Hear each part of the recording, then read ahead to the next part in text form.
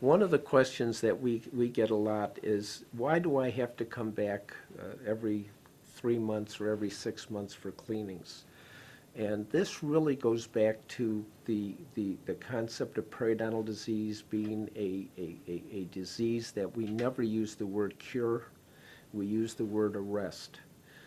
The bacteria that cause periodontal disease, we know that they live in the mouth, they certainly live around the gums, but they also live in the back third of our tongue where we can't get back and get them clean. So the potential of periodontal disease coming back again is high if you didn't take care of them. Now, as human beings, we'd all like to think that we're 100% every time we pick up a brush or floss. But even in my own mouth, the hygienist loves to find areas that, hey, you know, you missed over here. It's just part of our human nature. So what the whole purpose is, over the years, 3 months seems to be the time period that a patient can do an average job.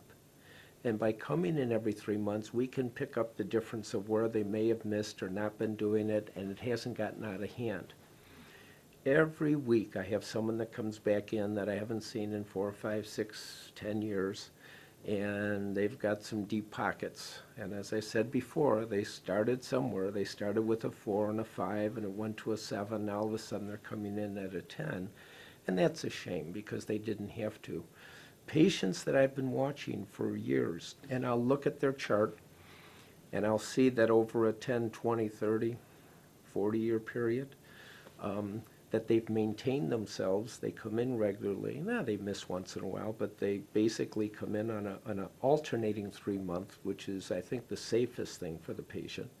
They see a periodontist at 3 months, then see their general dentist at 3 months. Our emphasis, of course, is the gums and periodontal disease. Their emphasis is the fillings and the restorative aspect. And we cross-check each other. They may notice something and send a report. So in the long run, the patient really gets the best of both worlds, even though most patients don't like to have to go back and forth. They'd like to just stay in one place. But sometimes I don't think they realize the benefit of someone else looking over, you know, and I encourage it. I think it's great because sometimes you may not see something that someone else may pick up.